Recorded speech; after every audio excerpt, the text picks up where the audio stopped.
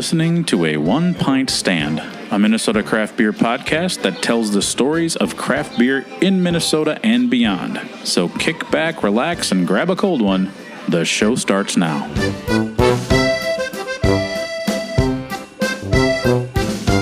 Hello, my name is Dan Bobian, and I write, produce, and host a One Pint Stand. I'm so ecstatic that you are listening. This podcast is my way of sharing my passion for craft beer and the stories of the people in and around the craft beer industry with you all. We're in the throes of Oktoberfest season, so it seems like craft beer kismet that this episode is all about Giesenbräu Bier Co in New Prague, Minnesota. I've wanted to sit down with Erin and Tom for years to have them tell their beer story about Giesenbräu. And it was a not-so-gentle suggestion from Tom's wife, Becca, at the Minnesota Craft Brewers Cup Awards that I should come down for a podcast. More on that story in the episode. So here we are, set to have a wonderful chat about the brewery, their love of beer and their community, and of course, their upcoming Oktoberfest. So let's head down to the tap room for the beer conversation on a One Pint Stand. Cheers.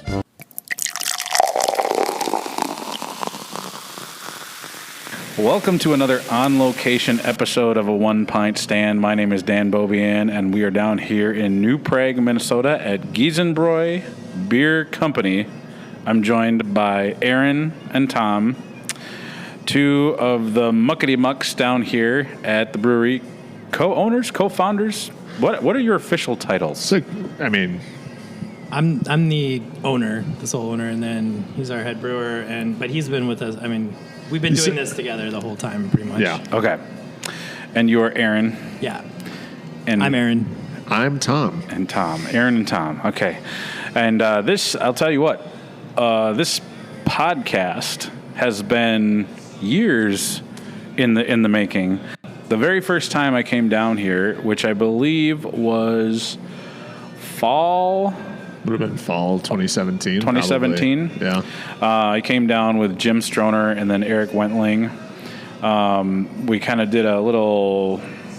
We went to Mankato, kind of swung back on Saturday for the Oktoberfest, and I think our intention was, or Jim's intention was like, hey, maybe we can do a podcast. And then I set one foot in the podcast is not happening today because it was in the building was in the throes of revelry for your Oktoberfest, and that was the very first time I'd come down. That would have been 2018 then, right? Yeah, 2018. Because our first Oktoberfest was 2018 because we opened in 2017, but after Oktoberfest would have happened. Yeah, okay. So it must have been 2018. Yeah. Anyhow, I've not missed an Oktoberfest since. Yeah. Even came up for the COVID one where it was very, regimented 90 minutes, sit on the patio, very sanitary, very fun. We made it work. Yeah, we made it work. I don't know how many liter steins. I have more liter steins than I do opposable thumbs of yours. Yeah. So that's kind of You can never have too many. Yeah. Well, according to my wife, there needs to be a culling of the herd down there at some point. Well, they're all different, though. Yeah, it's a collector's item. Yeah. So, it had been a number of years. It's not like I haven't visited. I've been down here more times than I've been to certain breweries in the Twin Cities that I could bike to. But I just love the vibe down here, and I love the people behind it. And so I want to thank you both for having me down here. Absolutely. Taking time out of it's a really nice summer day. You could be out doing a bazillion other things, but you're talking to a goofball like me with my Bob Barker 70s microphone. Right. This is the perfect day to drink a Helles, though, so we're not really that far off from what we would be doing normally. If it wasn't so windy, I think we'd be about 15 feet that way. Yeah. Underneath the hop vines. You do have a very nice patio. It's evolved over the years. It has. I like that there are lights and some nice little, what do you call those? Shade... sun sails, I think. Sun sails. Shade okay. Shade sails. Shade sails. It's good. You got hops growing out there, but we're in the tap room, which is just year round has a kind of a feel of a beer hall, a la Oktoberfest. Although I've never been to Oktoberfest in Germany, you have picnic tables. Although we were talking earlier, you get some flack from the old school We do. Germans because your benches have backs. Right. They say that's cheating. Yeah. Yeah, but it's so much more comfortable. Yeah. Right. They say, how do you know if you're drunk if you can just lean back? That's because in Germany they don't really have the backs on most of theirs, so that they Without the back, then when you fall over, it's time to go home. Yeah, I suppose. That's fail safe. This is good. I won't fall over. I've never fallen off a picnic, an Oktoberfest bench, although what I have done is I have been, I guess you could say, socked in the grain bags when somebody else gets up and you get that teeter-totter thing and kind of hits you right in the breadbasket. So we've been talking about doing a podcast for many years. For sure. And what solidified it was this year at the Minnesota Brewers Cup Awards. Yeah. We're gonna get into the awards specifically a little later, but you won. Yeah. For the, was it first place for the First for the Helles. First for the Helles, and second for American IPA with the Bavarian Gangsta. Bavarian Gangsta, yeah. Yeah, and then Tom, your wife, Becca, who is a real character. I came over to congratulate you, and her first words were like, "Does this mean you're going to come down and do a fucking podcast now?" Well, you ring the bell and I will answer. That's all you had to say, Becca. Yeah. So I'm down here. We're having a good time. So I guess I want to start off with, before you. Give us like the spoken word Wikipedia page of how Giesenbräu came to be and how your relationship came to be such that you wanted to start this place together. Yeah. Well, I started going to Germany when I was in high school, and I did exchange groups, and I went to the same city every time, and it kind of became a second home. And over there, Helles and Weissbier are pretty much all you drink, and so I grew up drinking quality, real beer-flavored beer kind of stuff. And so I've always had a passion for beer, and I continued that passion. I kept going back to Germany. And then in 2008, I went over and did an exchange program called the Junior Year in Munich. That's when I met Tom's sister, and then we started going out, and then eventually we got married. But before that, we actually went back to Germany for a year and lived over there when I was in grad school. And during that time, it was like, university life is not for me. Like, I don't want to be a teacher. I don't know what I'm going to do with a German degree. Yeah, that's a grad dead German profession. degree. Yeah. Well, good for the people that appreciate it and can do it, and I love teachers, but that just was not my calling. So all my friends over there for a long time had been saying, like, Erin, beer is like a profession. Like, it's something you can do for a livelihood. Like, you already speak German. Clearly, you're not going to be like an academic, so why don't you do something different? And it was like, yeah, maybe I should. And then, every time you're in Germany, you're sitting in a beer garden, and you're like, man, we should have one of these. Like, why don't we have a beer garden like this in our home state or in America or whatever? And so that year was 2012, and we moved back, and I actually, with a couple of friends in Colorado, we thought we were going to start a project out there. And after we got into the initial, just looking at it, we were like, wow, we don't know shit about what we're doing. Like, we should probably figure this out. And so I started looking for a job at a brewery or something like that. And I, in the meantime, got my Cicerone certification. And then I got a job at a brew pub called Colorado Plus, and the brewer there took me under his wing. And so then instead of trying to open my own place, I went for 3 years, trained with a master brewer, also bartended, was in charge of their beer selection, got to try, I don't know, I think I calculated it at like 6,000 different beers from Colorado during that time. Wow.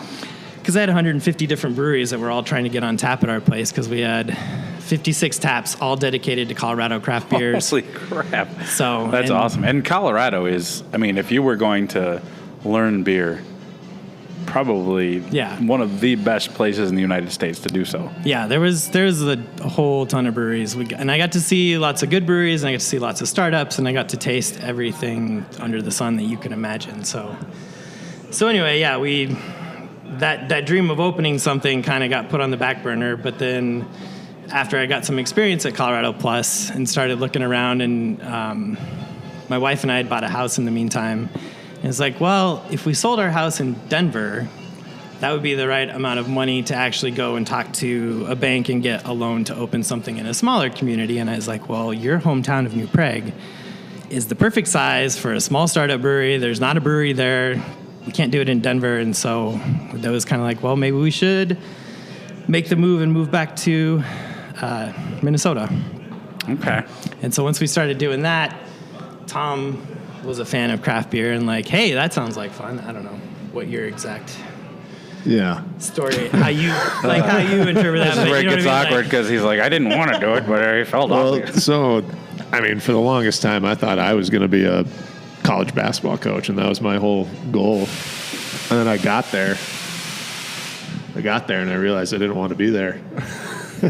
So, like, I didn't want to be a German teacher. Right. I didn't mind teaching. It was everything else. Sure. Yeah. And so, I had a different job that it was fine. And then Erin started contemplating this whole, brewery thing. And I went, hey, that sounds like it would be a lot more fun than sitting at a desk. And, I had started home brewing with my buddy that I was living with back in like 2011, 2012.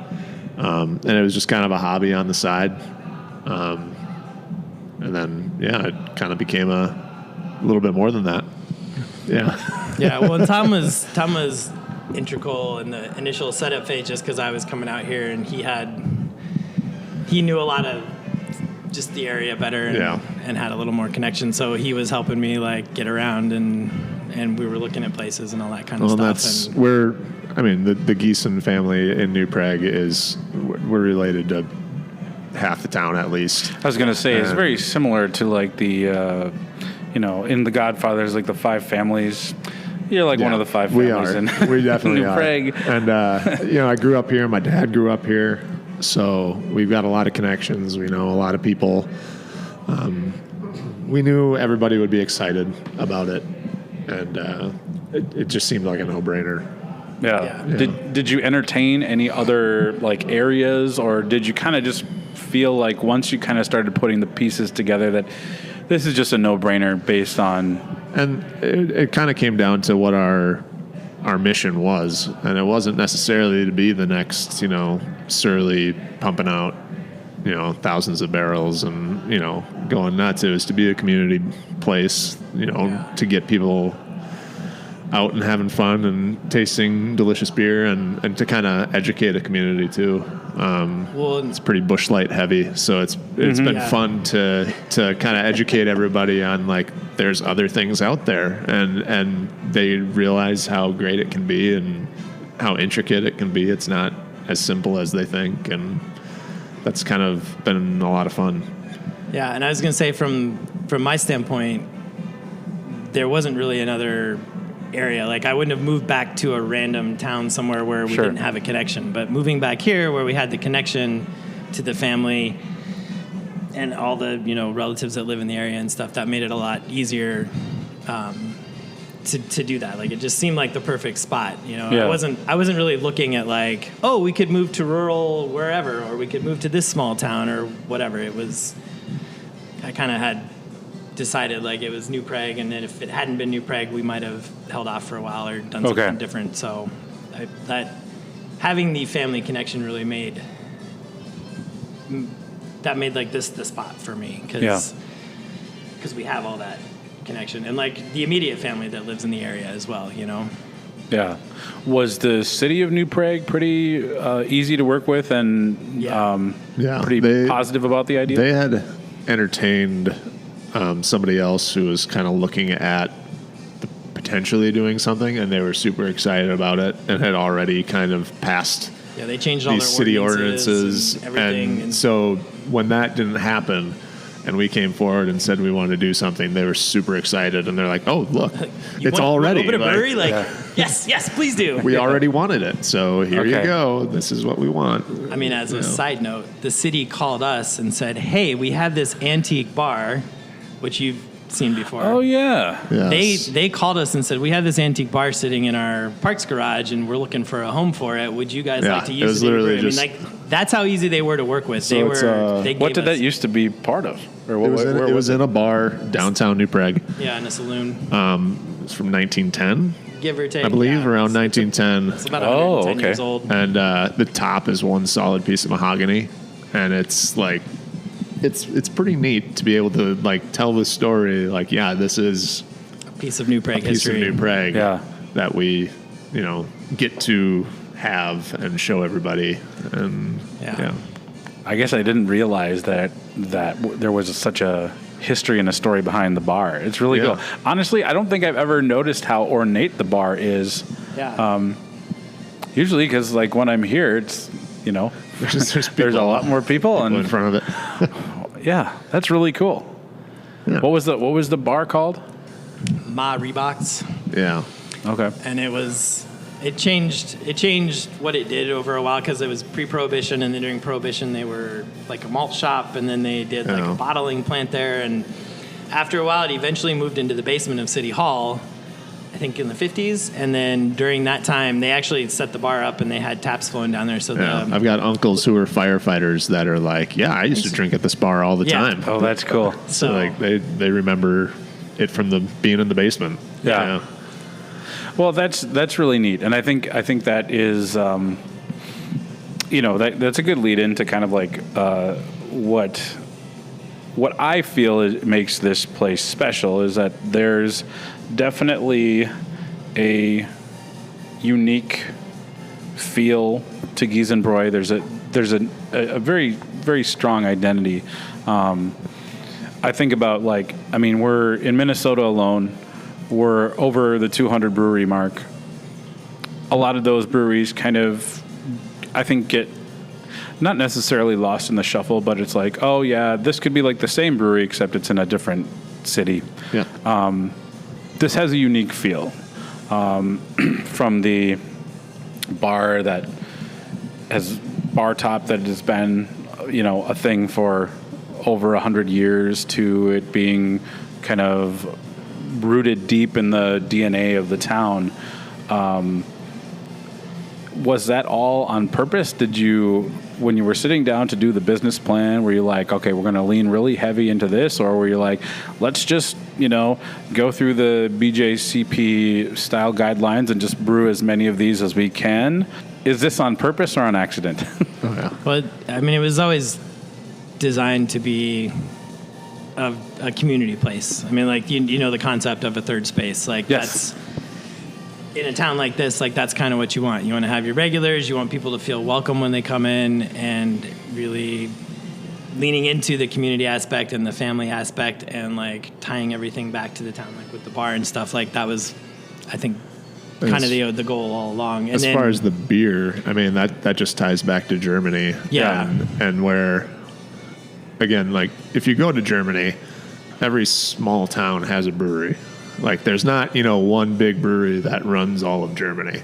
There's a few that are big and well known, but as soon as you get out of like Munich, each small town you go to pretty much has their own brewery, and they have a Helles, maybe a Dunkel, a Hefeweizen. maybe a Hefeweizen, and that's it.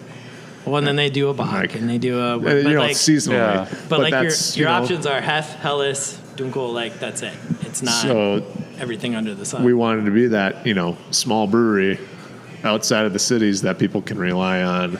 And we knew right away that we wanted a Helles yeah. and a Hef, and we wanted to model those beers off of what we had in Germany, and try to get as close as possible. Yeah. I mean, I think the main goal of the brewery, always from its inception, was to create a Helles that tasted like you were sitting in a beer garden in Munich. Yeah. Like that's the thing that Tom and I spent. I mean, we finally have won a couple of awards for the Helles and stuff, as you mentioned earlier, but like we spent so much time perfecting this beer to be what it is, and that's always been our main driver, and it's paid off. I mean, it's our top seller. Everybody loves it. The people that drink Busch Light, when they get this in their hand, they're like, oh, I didn't know a light beer could have flavor, and it's like that kind of. And honestly, kind of thing, the greatest compliment I'm noticing is other brewers in the state taking notice.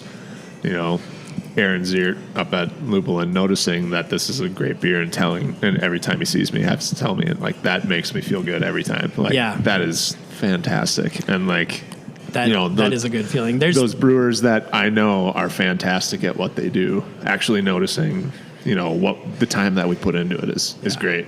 And over the years, we've had a handful of people from Germany that have made their way into here that live in Munich or live around somewhere in Bavaria, and they come in and drink this, and they're like, that's a damn fine Helles. Like, getting that from somebody that drinks Helles regularly from, They come the in breweries here. we were trying to emulate, and they try it, and they're like, that's awesome. Like, keep doing what you're doing. So That's tremendous to hear. I think it's, a compliment from somebody that you respect Right. carries so much. That weight. honestly means more to me than obviously an award is nice. Yeah. But hearing other brewers say that they like our beer is honestly such a great compliment Yeah. in itself. yeah.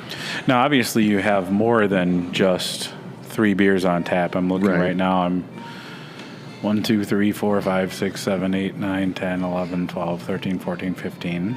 Yeah. Am I counting that right? Yeah. Yeah. So if somebody had never been down here before and they were thinking about coming down, which, by the way, I live in St. Paul. It took me 51 minutes to get here today. Very easy drive, all highway. Yeah. I think some people don't really understand how to read a map sometimes, and they're like, well, this looks a little far. No, it's not. It's like easy.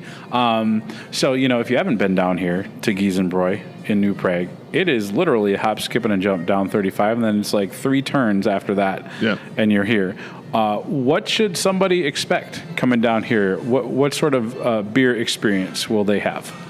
We have our flagships, our Helles, our Giesenweiss, our Bavarian Gangster, our German IPA that we've had since the beginning.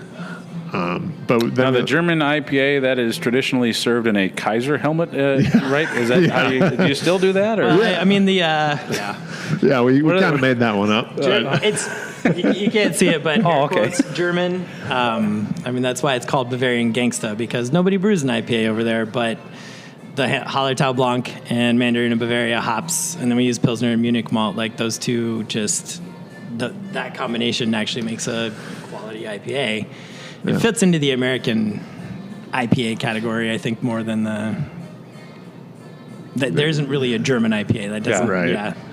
But we like to still, we're not going to shy away from brewing other styles. We've got a barrel aged, Imperial. Right now we have a Tripel, a black IPA, a hazy, which we held off for a while, but Well, we came around. We've always brewed the original hazy. We've always had a Hefeweizen on tap. That's true. But we finally started making a hazy with some hops. Yeah. Which has been really well received, because Tom did a great job. job developing the recipe. Yeah, and it's a good beer. It's just it hurt a little bit, but now it's whatever. The band-aid's off. I feel like at this point in time, you just have to. Yeah, there's it's people come in expecting it. Kind of like in Germany, you would go and expect to find a Pilsner, a Hefeweizen, and a Helles. Right. In America, you're going to a German brewery and all you find is IPAs. You're going to go, I'm going to. I don't know. Yeah, we are actually for our brew list a little hop heavy right now than we normally are, because a lot of times we have 4 or 5 lagers on tap. We've always got the Helles. We've got the Pils on right now. Yeah, the Dozinki is a good one. Lots of times we'll have a Dunkel, or a dark lager, Doppelbock, Czech Dark will be coming out soon.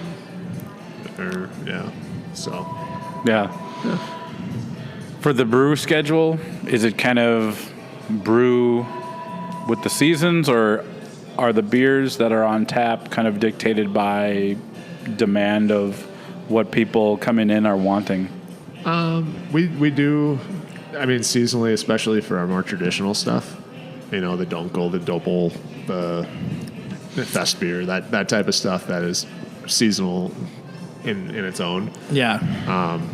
But then other stuff, it's just kind of whatever floats our boat at the time. And well, and we've got the size of our brewery forever has allowed us to just kind of figure out what we want to brew when we want to brew it, and make it happen, which is nice. We have a little bit of it's oversized a little bit for being able to do extra lagers, because we knew that we were going to want to do that kind of stuff. But we do have certain seasonals that come out certain times a year, and then we've got the 2-barrel pilot system, which we'll just throw whatever we can in there. Sure. Yeah. So we do. Rotate all. I mean, I'd like to do another smoked again. We do a lot of smoked beers. It just kind of depends on when we have time. Yeah. But that's my favorite style. It's just a traditional Baumberg smoked Märzen. Okay. So we've done that a few times, and I've messed around with smoked hefts and some other, stuff. So I'd like to keep doing those too. Yeah. We have one of those in the queue, don't we? Yeah. Yeah. Another one. Don't tell. all 7 listeners and my one faithful listener, Charles, always. Charles, if I don't mention his name, Don't say it, Charles. in a podcast, he gets real upset, and so I had to give him a shout out. He's actually right now in Montana, out on like a nature quest. So, what, in addition to kind of like the flagships, what are some of the crowd favorites? I have to imagine that Doppel the Hut. Doppel the Hut one of is that's the beer that kind of really got me going on this place. And it wasn't, the beer is sensational, but I'm also a ginormous Star Wars nerd. My personal Instagram is Bobi-Wan Kenobi. Right. And when I saw Doppel the Hut, I'm like, oh, that's a good name. So what are some of the ones that the locals really clamor for? I guess the Berliner Weiss, Lemmy Winks. Yeah, Lemmy Winks, the Berliner Weiss. That one, we rotate flavors. Right now it's strawberry, rhubarb. Do raspberry, pineapple. Yeah. That one's always popular in the summer. That one's always just one people are always excited for. Yeah. We do a Irish Red, named after our German teacher, Patrick O'Malley. Oh, Yeah. Patrick O'Malley. Of course. He's a German teacher. He's our German teacher. So That it's makes called sense. O'Malley. It's called O'Malley. And yeah, it kind of there's a few. Yeah. I mean, we try to make beer flavored beer. So whenever we put stuff out, like people that like that style generally have a positive response to it. Like the couple of Belgians that we've made wouldn't be something you'd necessarily expect from us, but they've been awesome. Those people have been, love them. yeah. People, we did a saison and Saison and Tripel. Okay. People are around here were really excited when they saw that. Yeah. Well, I think right now, if you're going to try to find a well-made Belgian beer, good luck. Because I think, number one, I don't think they're very profitable. They don't sell well. And number two, a lot of people hear Belgian and they get really, it's an intimidating style to kind of like, if you're getting into craft beer, to wrap your head around. But when it's brewed well, it's quite an experience. Right. So I look forward to trying that Tripel as we meander through the gauntlet of talking points that I've prepared for you. I think one of the things that I really like about the beer list is like coming in, there's something for everybody. And I think so that is the first, I think Giesenbräu is inclusive in many ways, but I think that's just first foremost, boom.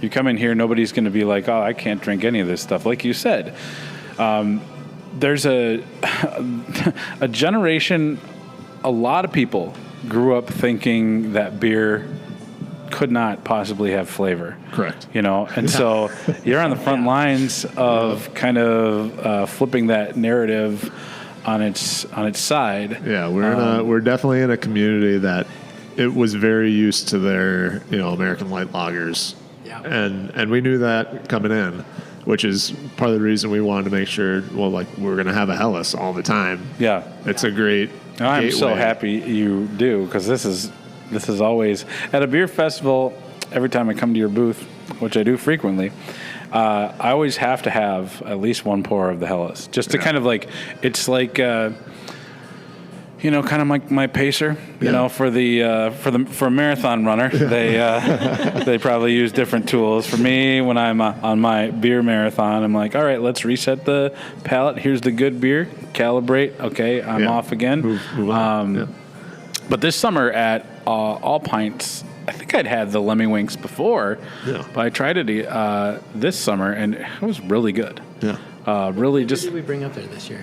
That was strawberry rhubarb, I think, right? Yeah. Yeah, strawberry. Yeah, okay. Yeah. Yeah. That was really So good. the one thing that we always hear people say that they like about it is that it definitely is a more tart sour.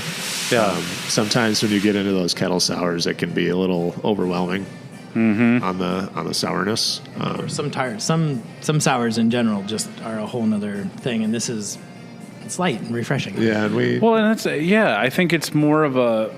I think too many people equate when they see a Berliner Weiss, they're like, oh, it's going to be like the kettle sour that unfortunately I think a lot of us have become accustomed to, which is way too acidic, way too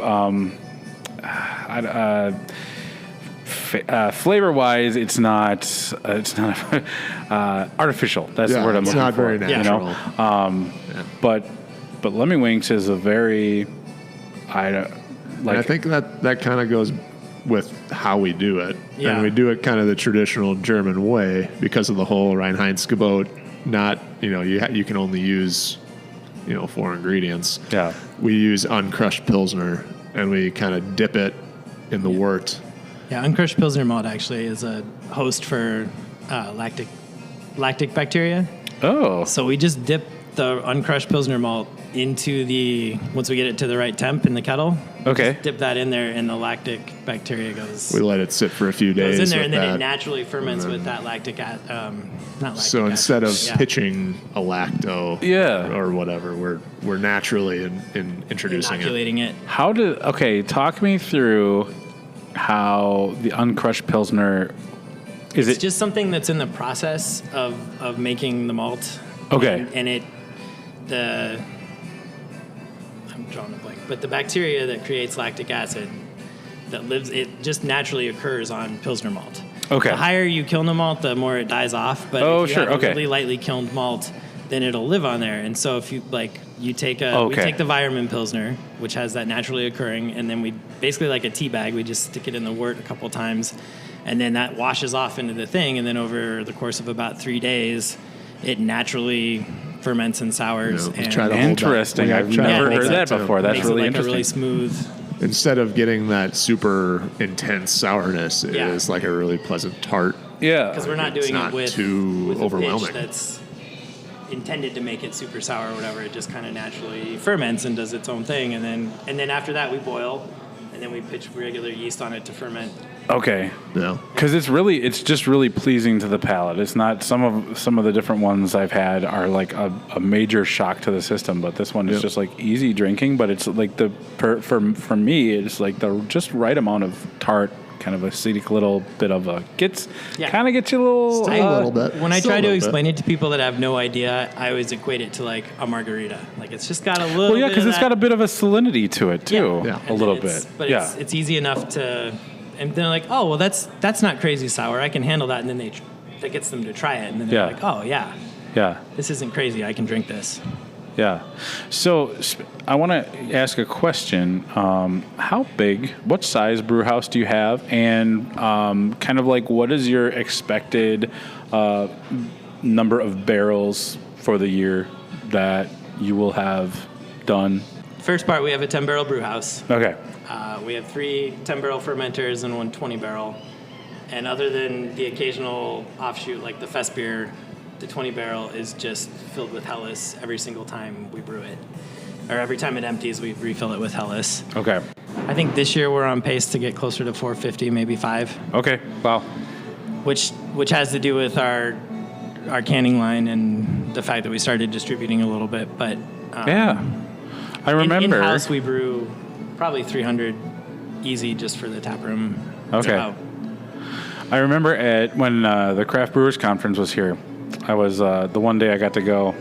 I saw you both kicking the tires on the canning line that you had purchased. which is pretty fun. I'm going to be honest. I took a picture of you. I sent it to Maria. I'm like, look at these two goofballs. They're like kids in a Toys R Us, just loving life. And we had was it the guys from Lakeville. And people started throwing their stickers on it because they knew it was ours. They're like, oh, that's Giesenbräu. It's like, yeah, they started trying to hide stickers on it. Yeah. Oh, Glenn. So I graduated with his older brother. He graduated in my sister's class from Henry Sibley. Okay. That guy's a character. I really like him. He'll never come on the podcast. He is so scared. I'm like, what? Come on. You're like good at talking. One time I did a Facebook Live at like the Summer Beer Dabbler. He literally tried to run away. Luckily, I'm very fleet of foot, so I was able to catch up with him. But he's like, no, I can't do it. I'm like, really? Okay, fine. That's funny that. There were a lot of stickers on there. I'm like, I thought you said this was yours, but so you purchased that. I mean, at least it shows we have some friends, right? Right. I guess some people like us. Well, because when they opened up, because they're a brew pub. Right. So for those of you listening, the brew pub, if you have a brew pub, you can bring in guest taps. You can also have liquor and wine if you so choose. You're on tap at Lakeville. Yeah.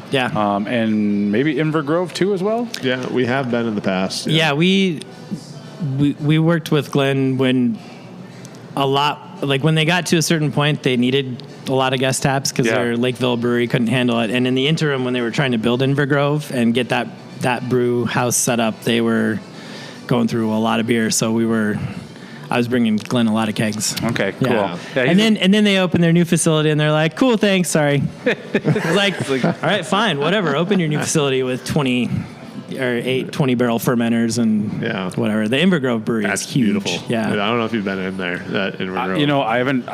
And Glenn gives me shit every time he he sees me. Yeah. Because I haven't been. Usually, what happens every time I make my way down here, I say to myself, maybe I'll stop at Lakeville on the way back. Oh, yeah. And you can set your watch to it. I come here, and you've got a tap list that very much is in line with what I like to drink, and I, have a safe amount here, but it means no more beer stops. Right. So, Glenn, if you're listening, it's not. I'm not trying to offend you that I haven't been to Lakeville yet, but it's not you, Glenn. Yeah, it's not you. It's not you. It's me. Let's say that. Yeah, but he said? What did he say? He was really razzing me at all pints. Because I'm like, I asked him a question. He's like, well, you would know if you ever decided to stop in, you asshole. I'm like, okay, good to see you too. But no, he's a good guy.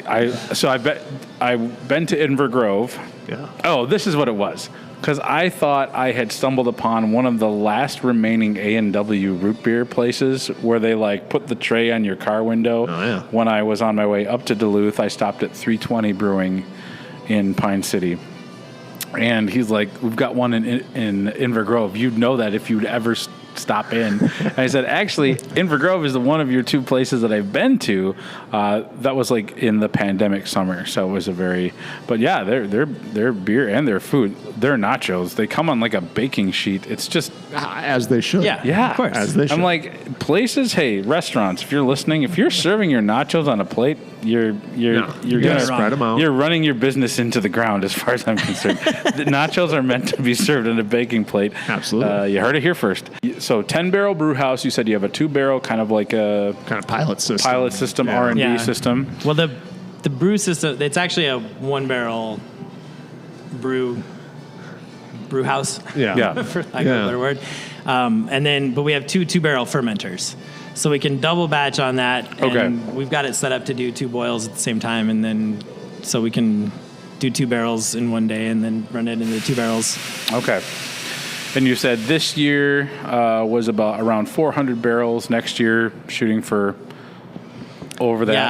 Yeah, I can look that up and give you a more specific count. But yeah. Yes, I'll need to go through your books with the fine-tooth comb and an abacus. I brought both of those with me. If we take a break or whatever and refill our beers, I'll double check the numbers. Okay. But yeah.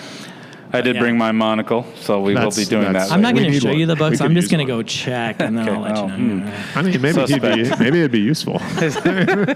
No, trust me. Maybe you'll see something we didn't see. I took a math sampler in college. You don't want me looking at your books and trying to answer any questions. So I think we should take a break because you guys are empty and I'm one big St. Paul sip away from being empty. And so when we come back, And Schluck. And Schluck. Your what hurts? And Schluck. Yes, and Schlug, that which is German Gesundheit. for butterfly, which there are many out there. Schmetterling.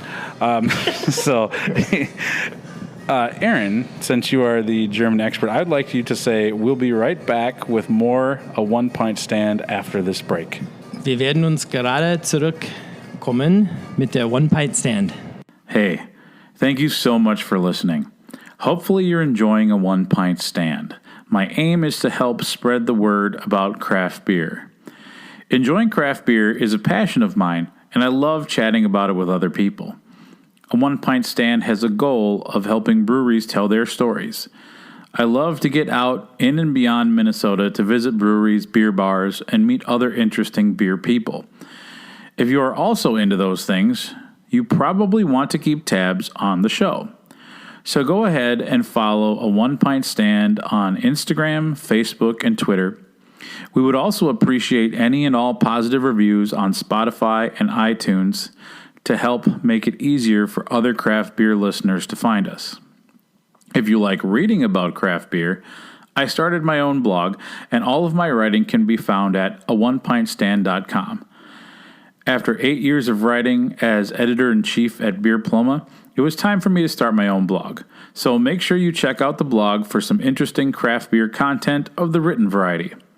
I truly appreciate you listening and taking time to enjoy our stories. Now, back to the show.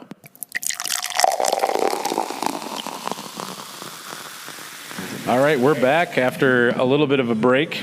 Again, this is an on-location episode of A One Pint Stand down here at Giesenbräu Beer Company in New Prague, Minnesota. I'm being joined by Erin and Tom, and we're having a heck of a time. Feel like I could just lean back and not fall over on these nice backless benches. I don't care what you say. It's true. Frau O'Malley, these are wonderful. We've refilled our glasses. The first segment, we were drinking the award-winning Hildy's Helles, and now we have a plethora of flavors. We've got the Belgian Trapel, which is very nice. The Black IPA, which was brewed in collaboration with the fine folks at Unmapped Brewing. And then we've got the Hefeweizen, which is just, like Erin mentioned earlier in the first segment, the OG hazy. Yeah. So I'm just having a really fun time talking with you two gents about beer. Before the break, we were talking about brew house, and while Erin would not let me look at their books with my own eyes, he did confirm the exact number of barrels that they brewed in the last year. He was not off. He was only off by 2. They brewed 402 barrels. 402 barrels, yeah. So, and that's a good segue into the wild world of distribution and cans. And so we talked about you had purchased a canning line. And so just kind of maybe if you want to take me through that process when you realized you wanted to get into distribution, kind of what were those conversations? Maybe what were some of the precursors to that? I'm just curious about how that all came to be. Yeah. COVID. Well, yes. COVID. Yeah. So New Prague has been great. It's a lovely small community, and we've got a lot of support down here. But we were kind of hitting what felt like a little bit of a plateau. So we decided maybe it was the time after COVID to invest in a canning line and make our reach a little further. And once we started talking about that, then the dominoes started falling. Becca was like, hey, I found this girl, Lena, in Minneapolis that can help us rebrand. And she did this. She did a rebrand with Unmapped. With Unmapped as well, right, yeah. Right, so that's kind of where we found her. And now we're, we've kind of known those guys for a while too. So we're like, Yeah. hey, what do you know about Lena? And Right. they're like, she's fantastic. And So she is fantastic. She's been amazing. Yeah. I would say that I'm looking out the window. You know, you're talking about rebranding. I would describe the previous logo as very kind of classic German. For sure. And I think the new logo is very much still like it straddles the line between like a classic kind of beautiful thing and kind of a modern, colorful look. And that was our whole hope, is we didn't want to, like, we didn't mind our original logo, but we knew if we were getting into distribution, we wanted to solidify our brand, you know, with our colors and have a really eye-catching logo without getting too crazy. Like it's traditional and it's still modern, which is has kind of the- like the the tap room, colors like pop traditional really and well. modern, and like that's yeah. We knew we couldn't get away with what like Lupulin does with their can design. Well, yeah, because Their can there's design. only one Marcus. Exactly. Right. We knew we couldn't get away with that. So we're like, how do we create a traditional look without, looking old? Yeah. Yeah. You know? Well, and there's so many flashy cans out there, and we wanted something that matched, like the fact that we make beer flavored beer. We wanted a can that was like consistent, like all of our cans have a similar feel to them, but like have that a was unique Lena's design, and that was Lena like idea. The beer flavored beer was her idea. Yeah. Like, that is such a perfect Yeah. moniker to go by, because like that's really what we go for. Yeah. Ooh, I'm Prost's playing. Oh, now we have to take a drink. Here we go. Prosit, Oh, let's get a cheers. Gemütlichkeit. Yeah. Oh yeah. So yeah. But we wanted to expand because we needed to expand out of New Prague, essentially. The community's been great, but we wanted to get We more. were starting to gain a little steam within the brewing community. It seemed like people knew, other brewers kind of knew who we were and knew that we made a solid product. But if we talked to the average beer drinker at a brewery in the cities, they'd have no clue who we were. And it was not that that's a huge deal, but it was like, well, we want to expand our reach. We want people to know that we're an option and that we're not that far away. And they can come down and enjoy our space. If we can get more people to think like you, that'd be great. It's only a hop, skip, and a jump from St. Paul. It's not that far. Be careful what you wish for, because I also believe that there should be a cheese fondue fountain in every government building. So okay, well, I got some government ideas. funded. Specifically about your idea of how distance we are from the cities. That makes That's sense. what I meant. More sense. Okay, yeah. Yeah, it is really not that far. We also, when we were at beer festivals, people would come around and people are like, oh my God, we love your beer. Like, I don't know how many times at Duluth we had a Helles and a Dunkel, and we'd get people that were like, wow, you have beer. You don't have a hazy pastry stout, glitter beer, whatever, sour. You just have a beer that tastes like beer, and I love it. Where can I get it? And we're like, well, right now we're in the tap room. And a lot of people in Duluth are from all over the state. So that also was kind of a nudge, like, hey, if we can get some beer into the cities, that gives people, we can be like, oh, no, we're in a handful of places in the cities. We're in some other outlying places. And that was also a push in the direction of like, hey, let's see if we can expand a little bit. Yeah, and I think, so something that you just said kind of like pinged in my brain. I think it's, depending on where you go to talk to somebody about beer, there's such a broad spectrum of tastes, preferences, and different things like that. But really, I think like if you were to use a venue, an event as a barometer for what I would classify as a craft beer geek feels, I think All Pints is a great barometer for that.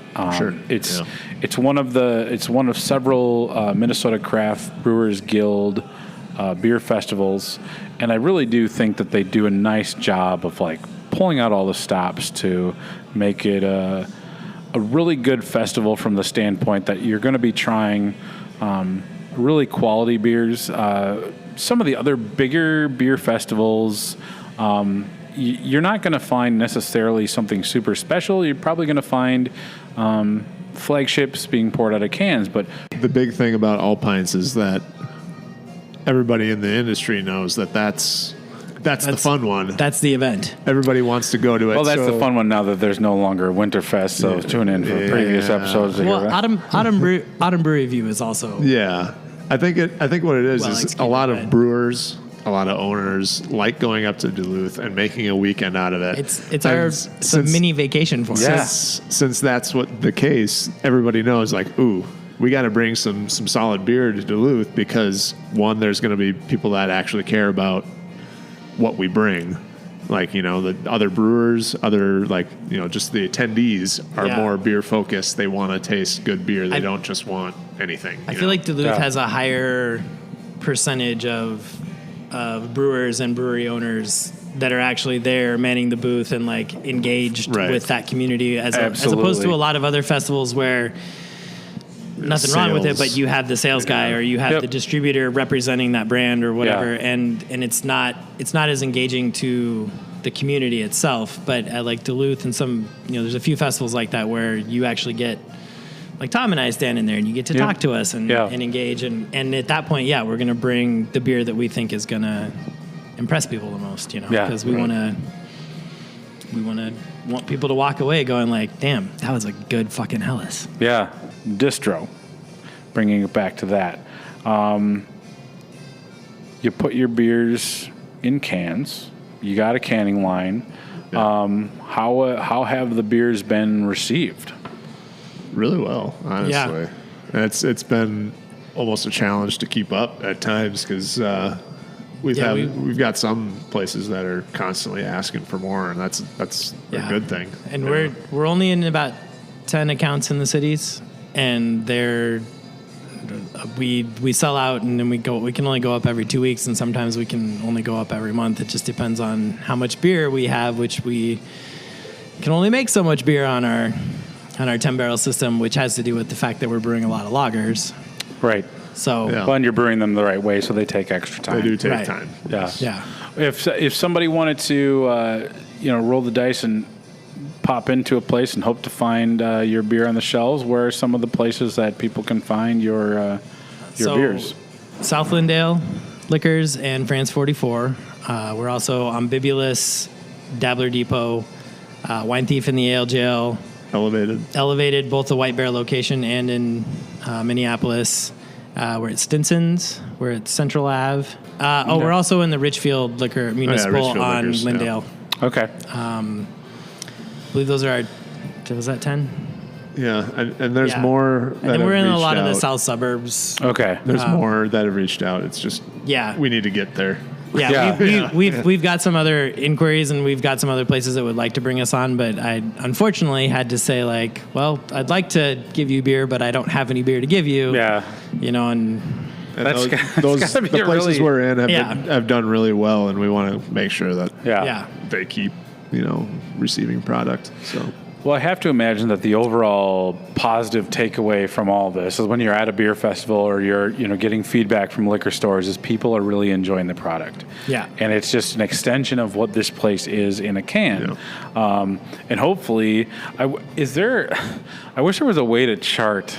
Of course, I've been saying we should all be, microchipping people for years for different reasons. But like, if you could have somebody, somebody who buys a 6-pack at a liquor store and then figure out what percentage of those people make their way down to the brewery to see, okay, they're really getting the tip of the iceberg. Wouldn't it be great to figure out how many people are making their way down? Well, you always tell yourself, like, if I go to this festival in this town, that's going to bring people into the brewery, but there's never a way to actually, like, figure that out unless they tell you when they get here, but very rarely do you actually hear that from somebody like, if they were at a festival, they might say, yeah, I tried your beer at a festival, but I think since we've been distributing, I know of one incident where somebody's like, hey, I bought your 6-pack or your 4-pack at this liquor store, and it made me come down to the brewery.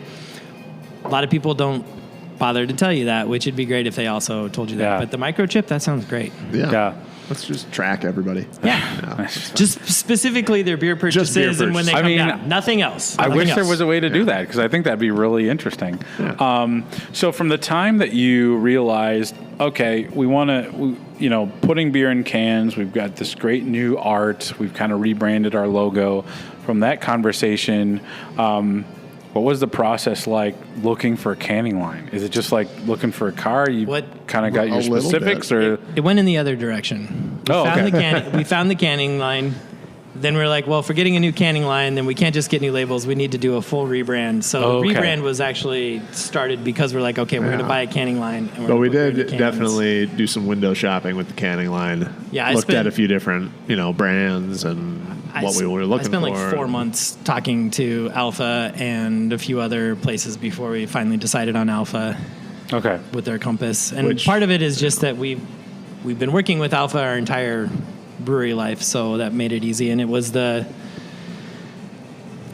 best priced for the amount of cans we could do per minute, but on the level that we're at, because there's certain tiers of canning lines, and the next tier up was like way too much for us, but they were kind of the tier top up was like Castle Danger size. Yeah. Oh, hello. Big old. We running through cans like crazy. Exactly. So we didn't need that, but our canning line is set up kind of like our brewery. Like we can produce a lot. If we didn't do lagers, we could produce a lot more beer. But the canning line, we could can a lot of more. We could can a lot of beer if we needed to. But being good Germans, we got to keep our lagers going. Yeah. We gotta you absolutely have to. They take their time, and we let them take their time, and it's the nature of the beast. Yeah. So you can find Giesenbräu beer at a handful of liquor stores. The liquor stores that you mentioned, though, it's not like some random collection of like places. You mentioned some really good ones like Stinson, Elevated, Dabbler Depot, France 44, kind of the creme de la creme. Being able to be in a place where you know that your beer is going to be respected, handled well. I think that was the big thing. Yeah. That's a big deal. That was it. Well, we only have so much beer. Yeah. And we want to get it in front of people that are... We want to get it in front of people that when they walk down the aisle, they're like, oh, a Helles. I know what a Helles is, because there's a lot of the general population that doesn't necessarily know what a Helles is. And so we wanted to be in places where people would be able to understand that, or that the people that were working there could explain that. And we only have so much, so we didn't want to reach out to everybody. Yeah. We've been really trying to focus on the places that focus on craft beer and do a lot of that. So, yeah. Well, it's nice because I've been in some of the bigger liquor stores. I'm not in danger of losing their sponsorship, but Total Wine, oh my God, that's where beer goes to die. That is, that's really like it's like they make the joke Halloween Express or whatever that store. That's basically the Halloween Express for beer, because they don't have they probably move a lot of volume and stuff, but I've rarely been at a Total Wine and been able to have anybody answer a question with a lot of knowledge, and it's kind of so sad. Much in those places. Well, yeah, there's too much. Too much. And you might have the same beer in 4 different locations, and that just doesn't make any sense. But yeah, it's nice to hear that. Not only you've invested a lot in a canning line, and you know that beer is being treated as it should, being talked about as it should by people who know what they're talking about. So that's very exciting. Why not just stick with the tap room and maybe try to expand the brew house? Obviously, like the profit margins when you're selling a beer over the counter are much higher than when you're packaging and doing all that and sending it off to a liquor store. What were those conversations like? Part of it, we're at this point, we're not really looking to expand too much more into liquor stores, because we want to continue to be in a place where we are being respected and focused. People know us, but we want to. It's putting your cans on a liquor store shelf is one of the best advertisements to try and get people to come down. Yeah. If people you can talk about your brewery all day long, but until they actually try your beer, it's hard to get them to come down. Yep. And now that we're in those places, it makes it hopefully a lot more likely that somebody will pick up a 4-pack in one of those liquor stores and then be like, you know what, we really got to get down there. Like, let's go this Saturday. Let's make the trip and whatever. And so it's kind of that, using it as a billboard to get people to come down. Because, indeed, we're getting to that point, but we can't. New Prague is really good at drinking beer. Yeah. But even they have their limits. even them, We can only sell so much beer over the bar in a town of this size. Because we're only 8,000 people down here, and we do our fair share of, Some of those beer are sales. Kids. Yeah. Half of that population is under 21, I think. Yeah. So That's true. Have you, have you ever done a root beer? Well, so we have 1919 on tap. Okay, all right. 1919 is. it's pretty solid. I don't think there's a point in us. I don't want to deal with the. Yeah. It's a lot of sugar. Yeah. That's right. They already make a great product, so we're gonna keep brewing beer and not worry about. Don't fix it. Yeah. So, the advertisement of cans to come down to the brewery. I want to talk about, what you do in the brewery. Now, obviously, a good taproom experience, it starts with the people pouring the beer, the people engaging, the people coming in. And I think that I've seen a whole spectrum of I've experienced the good, the bad, and the ugly. I think I was talking with somebody at Broken Clock on Saturday. They had their member appreciation weekend, and we were discussing. We were talking about I was recounting an experience I had in Asheville, where it's the beers I had at this one place were fine, but the customer service was awful. I'm like, I wouldn't go back there again. I don't care. I don't care that their beers were good, and that's a catalyst for a unique type of experience, is when people can come in the door and feel welcomed and feel like they're part of something special and feel like they belong. And that's a very complicated experience depending on your background. But what types of ways do you engage the people that come in the door at Giesenbräu? It kind of starts, like you said, with who we have working for us, which helps a lot. We're very family focused. We have a lot of family working for us, but then, our two main employees are brothers that have been with us. They're the other family. The other family, it's still a family business. It's just we have two families working. And they're here all the time, and we know their character. We know who they are. We know, what they stand for. They're also a local New Prague family. Yeah. Not like the Giesens, but they've been in town for, 30 some odd years. Yeah, and it's, making everybody feel like they're a part of the family, and making sure that they come in, they're greeted with a smile, and they're. Actually, I think everybody that we've ever hired, before we hired them, I said, Tom, do you know this guy? And he's like, oh yeah, I coached him in basketball, or oh yeah, I went to school with that guy, or oh whatever, or like the one guy that works for us, his wife graduated with my wife. So everybody that works here is part of the town and part of the family, and so we're all very invested. Like even those guys are invested in this because they were all super excited when we opened, because there wasn't a brewery in New Prague, and now they have a place to hang out as well, and so their families are here just as much as ours. Yeah, and they want to see this place succeed as much as we do, which is helpful. We don't have people that are just clocking in and clocking out, and that also helps the customer experience, because then they're engaged with the customers that are coming in and trying to make it the best experience for everybody. Sure. I think that has to be. As we've been talking, I've been thinking in my head, that you've hit on a lot of things that must be really gratifying for you, from the initial step of just starting a brewery to having the beers be well received, and seeing people come in and being really having the feeling like they're part of something really special and unique. I just think that's great. What types of activities do you have, like in in a regular week, somebody in town, if they haven't been, if they're not one of the 5 families and they just moved down here, Right. what I'm going to make you a Hellas you can't refuse. you're gonna That's fantastic. try to, yes, well, I did play Marlon Brando. You have to take your mothballs out? Yeah, that's right. When are you going to do an Italian Pilsner?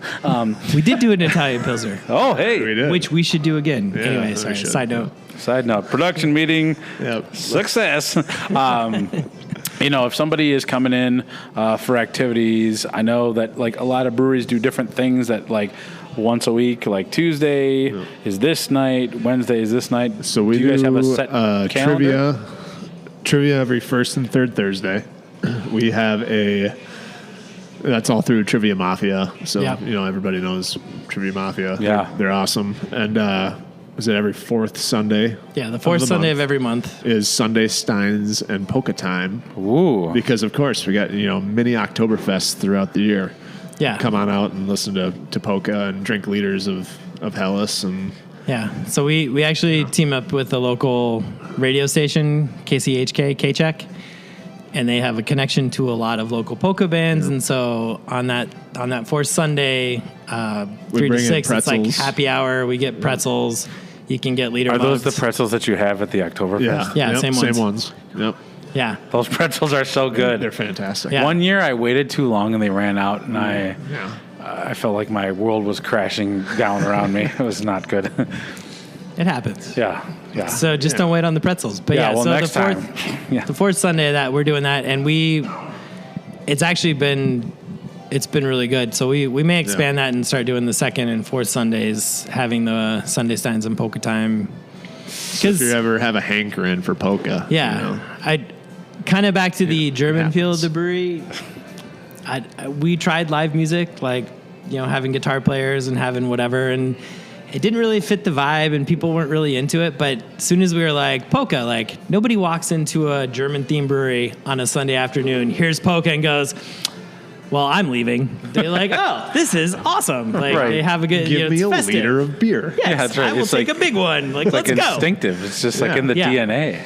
We got So- that. We've got, and fall is really our busy season. We've got our Oktoberfest coming up, Yep. October 6th and 7th.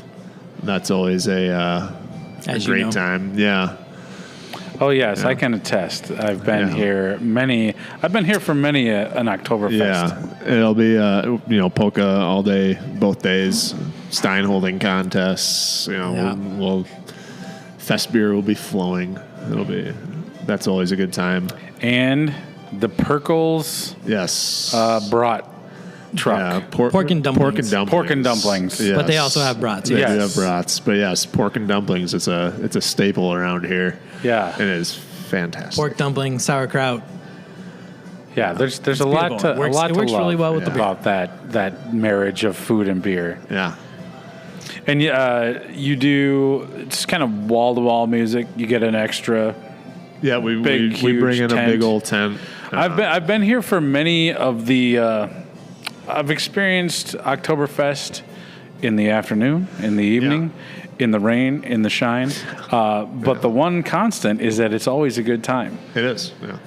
Stein holding contest. Steinholm last that year. was new Oh last yeah, year. last year. But it And was great. It people did really well. loved that. Yeah. And it was super fun to. People got into it. Yeah. Cheering and yeah.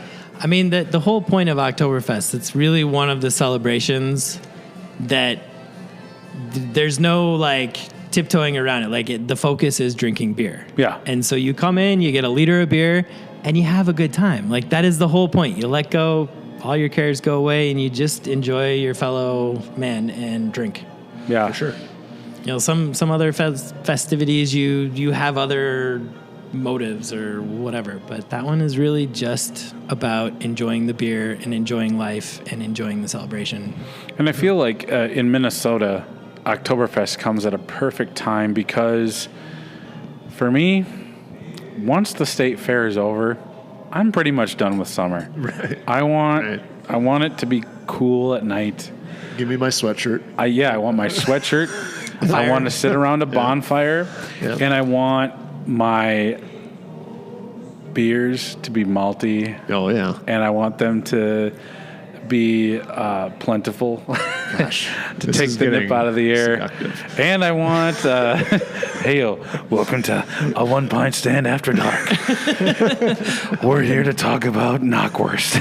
Oh boy. So, but also like you don't want a pretzel the size of a city bus steering wheel in July when it's 95 and humid. True. You want it in October when it's like 65 degrees and it's crisp and the Gophers are playing football, and it's like there's something about that time of year that I feel is so perfect for gathering with friends, drinking beers, and Erin, like you said, just like putting aside the stress of the work week and just focusing on community, which is what this entire business seems to really have figured out, there's a lot of reasons I love coming down here, but the community aspect is kind of one of the in the top, and because it's special. Kind of what we're getting known for, and we love it. Like, we have a lot of fundraisers, we have a lot of people wanting to do community events with us because they know that we care.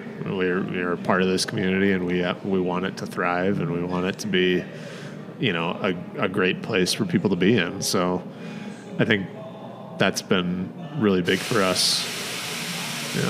Yeah. So in a kind of a stark contrast to the baggy sweatshirts and pretzels, you also do a Santa Speedo dash, kind of a thing in December. Talk to me about that. That's kind of a fun thing. It's something I did in Denver a few times before we moved out here and opened the brewery. But just on your own, or just with just on my own. just for fun. Yeah. No, a couple of friends of mine. Hey, St. Nicholas Day. Where's my Speedo? I got to go for a jog. Yeah. Run out with all those beers. Yeah. Exactly. No, it's a charity fun run. I tend to think of it as like a polar plunge. You put on the least amount of clothing you're willing to wear, which for about 20 to 25% of us is actually just a Speedo. Yeah. And then we go run a 1K in the cold. So it's not very far. Yeah. It's not much of a 1K. run. It's 0.6 of a mile. It's really nothing.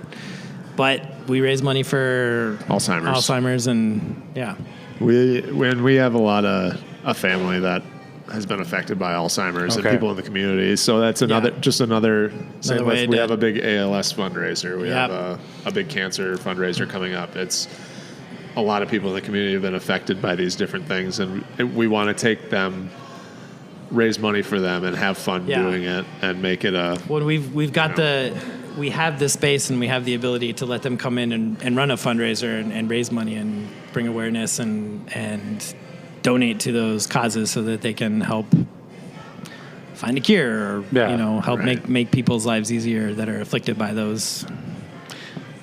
I think that's one thing about craft breweries that often goes maybe under the radar, or maybe not as promoted as it should be. And I get it, because like if a brewery is doing a fundraiser, they there's this idea, and I think it's very Minnesotan, you don't want to toot your own horn about something that you're doing, but for sure, there's some tremendous philanthropic efforts that craft breweries are doing, and I think that's really cool. I think that's not every industry has that just immediate, like, kind of almost natural feel about, hey, how can we give back to our community? How can we embrace a cause that we've been affected by and do some good? And I think that's really awesome. Like the Resilience IPA that everybody did, dealing with the wildfires. Yeah, the California one. Then Lupulin and Mankato, didn't they do a? They do the. Hero IPA. Yes. Yeah. Yes. And it's something that is real easy to do. It's not like it's going completely out of your way. You just know that you're doing something good for people, and that's important. Well, we like to participate in Women's Day. Yeah. Every March we brew a beer and then donate to the Minnesota Women's Foundation, or what's Minnesota Women's. It's we did Ruth Bader Ginsburg for a few years, and then we switched to Madam Vice President. Yeah, MVP. And it's all good. There's nothing wrong with it. For the Santa Speedo Dash, is there a registration? Do you have to? Yeah, so there's a Government registration check? fee. Yep. There's sure no you're not on background a checks. list. Yeah. That's good because the guys from Head Flyer. I've got wonderings about a they couple of slip them. in. Yeah, that's right. Yeah. They somehow show up every year. Yeah. Anyway, there's a registration, and we have hats and the whole 9 yards. So Yeah, we always do a collaboration with Head Flyer for the Santa Speedo Dash, and those guys are, some of our good friends in the industry. Yeah. Always have a good time. Yeah, they're fun to hang out with. Yeah. They're good people as well. Is the beer that you collaborate with, is that always the same style or a different one? We've changed it up. yeah, because it's been the last 2 years that we collaborated with them, right? It's been more than that. Because we did We did like a kind of a winter ale. like a spruce tip. We did a spruce tip. Oh, yeah, I remember this past Yep. year. Yeah. Just the tip. Just the tip. That's right. I was going to say. Well, I didn't want to say it. It's fine. Yeah. Yeah. But yeah, I don't know what we'll do this year. And then we did a winter ale, and one year we kind of did a Tom and Jerry. did a spin-off. If you ever had a Tom and squirrel Jerry, age like- thing. Ooh. We, that would be we good. did a mini barrel age version of it. Yeah. Where we did rum. And why can't I think right now? Brandy. Rum and yeah. brandy, and then we added some cinnamon and nutmeg, and it was that was pretty tasty. Yeah. Might have to do that again. Yeah. And that's usually is that It's the first always Saturday kind of of the first December. Saturday of December? Yeah. Okay, that's cool. Yeah. Right around the time of St. Nicholas The more Day. people we can get, the better. You're running around in a Speedo with a Santa hat, and if we can get enough people, We like we to get What's to not to love? you know? we like to stop traffic. We do stop traffic, yeah. Yeah. We run around the roundabouts out here, and every year, Yeah. we're getting a lot of honks. Yeah. It's a good Yeah. time. Yeah. But we'd really like to see it get to the point where I have to call the city of New Prague and say, hey, we're going to need some assistance. You're going to have to shut down the road because we've got 400 people that are going to run this, and raise that much more money for the cause. Plus, it would just make it that much more fun. That's the whole thing. We just try to make fundraising fun. Yeah. That's the whole deal. I mean, and we want it to be. That's it. And as I'm thinking about my personal lifestyle, usually Saturdays, I'm walking around in a Speedo, but I'm not a runner. So maybe if there was one thing that could get me to There come you go. down, Not slap on my everybody lucky runs. Speedo. Yeah, you People can walk. walk it. Some people Okay. walk. I mean, you walk. just have to deal with we've had a couple that were in the 30s, but we've had a couple that were 12 degrees with a minus 12 wind chill, Yeah. and And those then, were you're, rough. and then you're doing snow angels afterwards. Oh, my God. But you make it through. It's only a 1K, like better I said. be a vat of Hildy's Hellas after that. We typically brew we also do a Speedo Claus Yeah, Speedo Claus, hot chocolate stout. hot chocolate stout Oh, for that each year. okay. Which And- is a crowd favorite. And part of the registration is you get a beer shot before and a full beer after. We usually do a beer shot of either like a barrel aged or an imperial stout or our double IPA or something, to get you warmed up before you go out. Okay, so that might get me out. And you don't Yeah. have to run. We'll see. We've You had can a also lot of just- people that buy the registration, take the yeah. hat, and they sit here and watch the rest of us go run around they like go, "Look at fools in the those sun. idiots." I don't in the know. snow. I feel like running would be the right call just to get it. I mean, It is. You know what? Yeah. It actually gets the beer flowing through your blood quicker, so you're feeling great at the end. yeah. That's science. Yeah, That's science. awesome. So you got Oktoberfest coming up. The first, you said October 6th and 7th? 6th and 7th. It's always And the weekend of the first Saturday in October. Okay, so the first Saturday of October is Oktoberfest. First Saturday of December is the Santa Speedo Run. Yep. Yeah. So a lot of good stuff, and if it's not those weekends, you're just looking for something to do. They've got trivia. They've got come in every fourth Sunday for the Steins and Polka Times. Steins and Polka Times. A lot of good stuff in the brewery. You mentioned, doing outreach for different like charities or causes. Kind of a conversation that I've had with other breweries who are located kind of outside of the 694, 494 loop. You're very progressive and empathetic people, owners and parts of this, brewery. Do you find it difficult to maybe embrace a cause that may be seen as too progressive for the community where you are? And how do you navigate that? I mean, there are times we're not the most popular people in town, and we know that. It's, but at the same time, we're trying to stand up for something that we believe in. Everybody is a person, there's no difference between me and the next person. So why should they be treated any differently? And I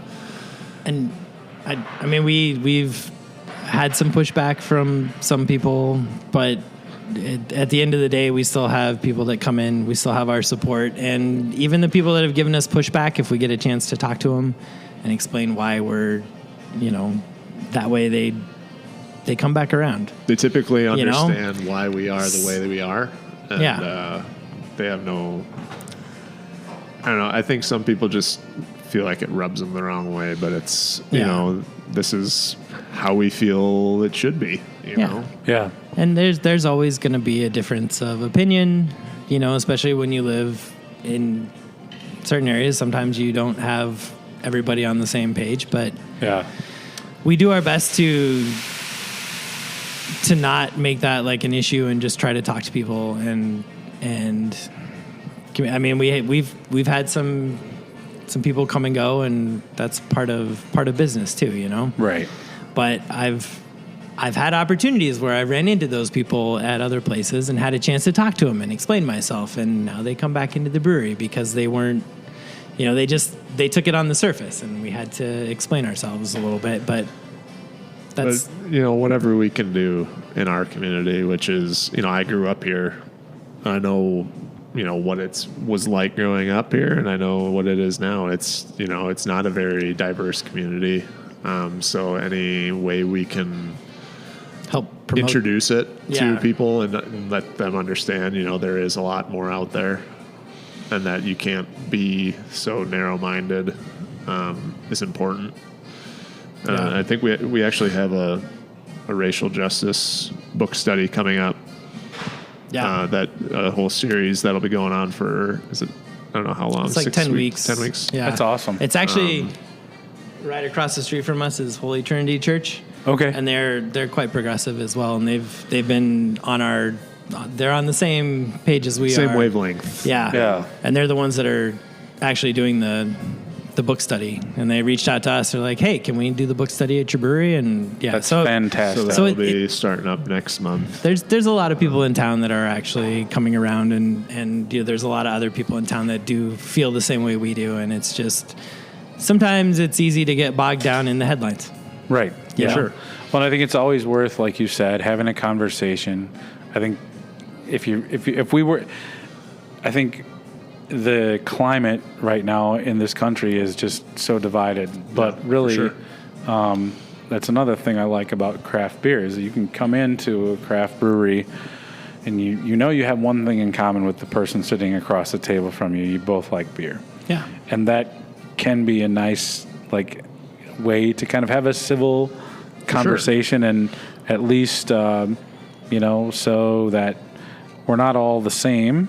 But I think at the end of the day, we do have more in common than not. I think there's just some people that have a hard time seeing other sides, and they're so stuck in their own mindset without really thinking of other people. And unfortunately, with how social media is now, people can get in their own little world and they never come out. And that's just all they see. So it's important to us to make sure people see other sides. Yeah. Well, and one thing I was going to say, we've noticed people there are people that don't get sucked into that come in here that we know have different views than us, and we've talked about it. But above those particular opinions is beer. Yeah. Yeah. Right. They come in and they drink the beer, and we have civil people, conversations, and that gives you an opportunity to exchange and to regulars that we know don't necessarily see eye to eye with us, but they can have a conversation about it, and they may eventually, come around to understanding where we're coming from. Yeah. Well, and I think that those topics and those challenging things when you're coming from different backgrounds, those conversations are easier to have face to face sure. in a brewery For sure. than over a keyboard. And I think that is a good thing that you provide just the venue and the place for people to feel like my voice matters. They can come in here and have a conversation with other members of their community. That's why craft beer is so important. Beer brings people together. For sure. And we're not all the same.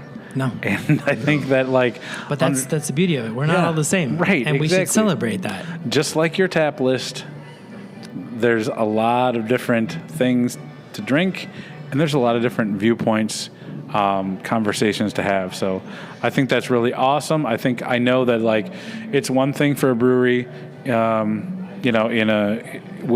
the cities, in the more urban area to take stands. But I've talked to breweries that want to kind of lean into different causes that are near and dear to their hearts, and because of where they are, that can be tricky.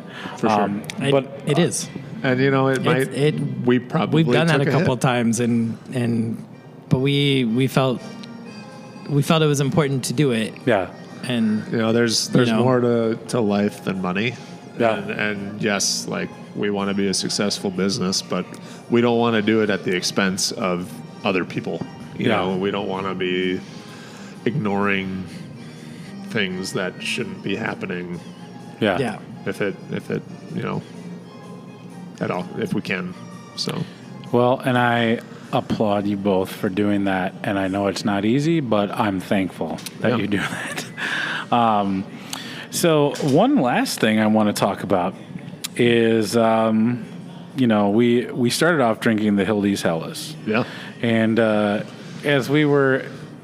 if you come into the tap room and you look just to the left of the beer list, you will see some framed awards. Yeah. So let's talk about the Minnesota Brewers Cup. Yeah. You won several awards over the years. When an opportunity comes up for you to send a beer off to a beer competition, is that something you get excited about, or do you feel like, well, we kind of have to because we're a craft brewery? I think for us, it's exciting because, we're drinking our beer all the time. It's nice to get some actual feedback from people who are judging Not drinking our beer all the time. or Yeah. maybe not standing right in front of us and drinking it, and then Oh, this is so good. it's so great. It's nice to get feedback and kind of get a handle on where our beer is at.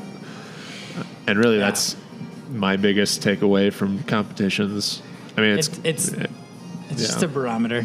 Because you get all kinds of random feedback, but it helps you kind of gauge we're on the right track or we're not on the right track. And winning an award, as we said, we get a lot of compliments that mean more to us than anything from other brewers, from people from Germany, from whatever, like we said earlier. But winning an award is that solidification where it's okay, it's not just people saying that, also the judges and also the community recognizes that, hey, this is a quality beer, and that's gratifying. Yeah, and for us, from the beginning, we knew if we could have one beer be, the beer that we are known for, it would be the Helles, and so far that's kind of been. And that's what we are. I feel like that's playing out pretty that's well. Working okay. So how many? We spent 3.5, 4 years.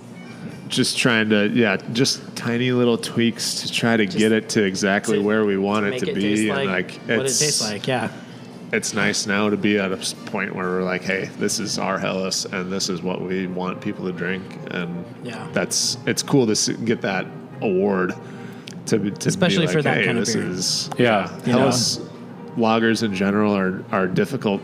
People don't understand. I think if they're outside of the industry, that it's not an easy style to brew. You can't really hide behind anything. So it takes time, takes patience. And so it's nice to be seen for that. Yeah. So how many total awards do you have over there? I see at least 3. Those are just from last year, I guess. We have 4. Okay. Well, at least from the guild, From the guild. Yeah.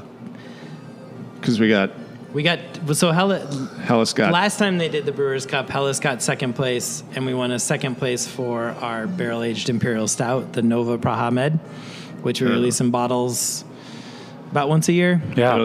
It'll be out again. That beer Yeah, it should be out again around exquisite. Thanksgiving. Yes. Yeah. Okay. Yeah. And then this year we won first place for the Hellas and second place, which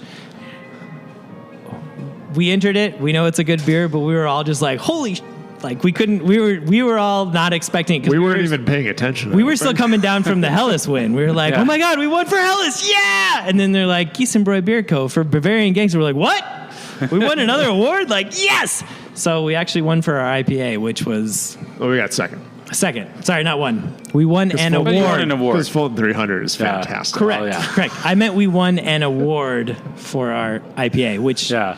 just also was like, well, fuck Which yeah, let's do was that funny too. Because Fulton 300, they were serving it at the award ceremony. And I think I Right. had multiple. And I was like, Yeah. they should win. It's a great They beer. should win. No, we were humbled to win an IPA award because we Yeah. focus so much on our lagers. So I mean, I thought I'd never been to a Minnesota Brewers Cup award ceremony before, but I was blown away by, the variety of different categories and awards and things like that. But like the sheer positive energy at the depot that night was really special. I just thought that was really fun. it's I don't know how many other states, if other people do this, but it's a great award ceremony because it gives people a chance. Like you said, there's 200 breweries in Minnesota now. How many breweries are there in Colorado? 450, maybe 600. I don't know.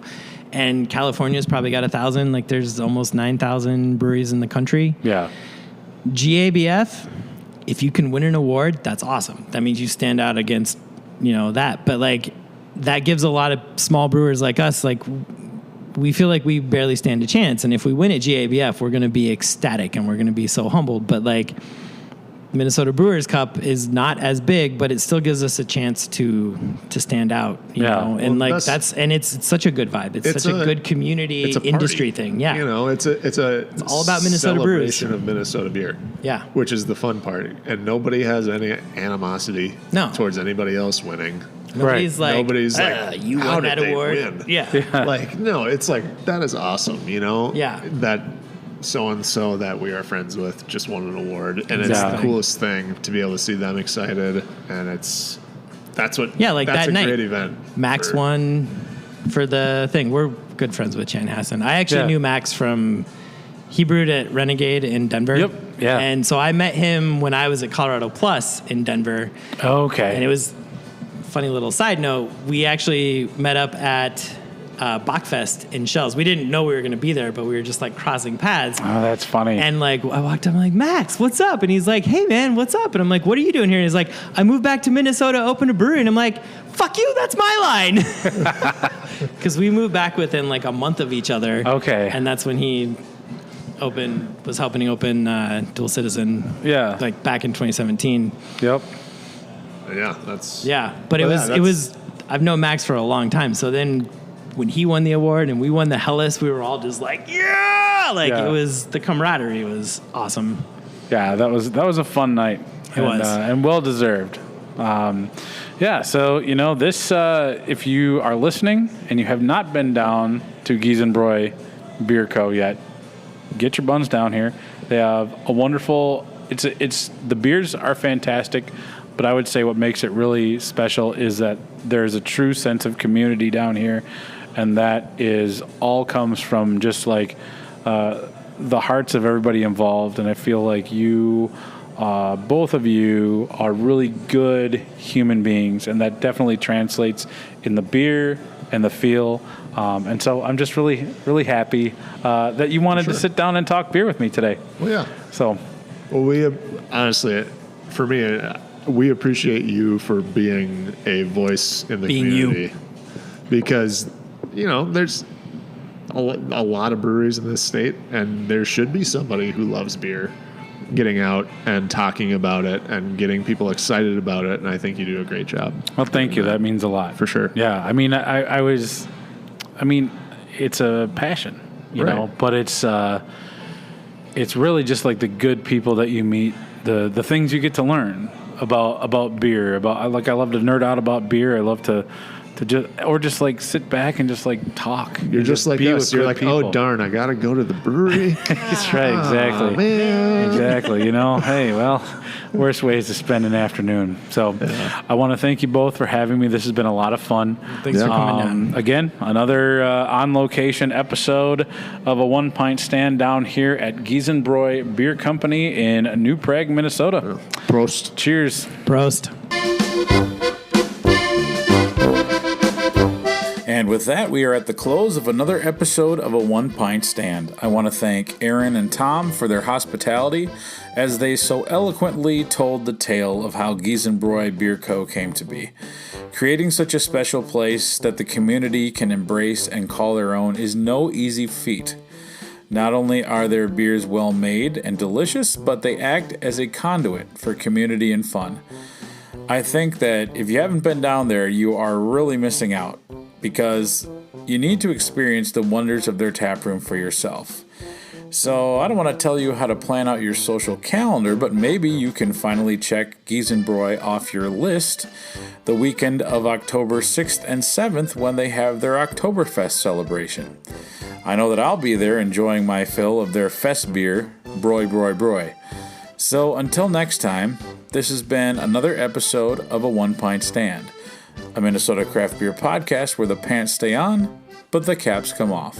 Cheers. This is prepping me for when I go back and deal with teenagers again. Yeah. La la la la la la la la la la la la la la la la. Der Hut, der hat drei Ecken. Welcome to Rosetta Stone Live. Where If der nicht drei Ecken. What did you call me? Today's German lesson. Ich möchte ein Bier. Ich möchte ein Bier, bitchy.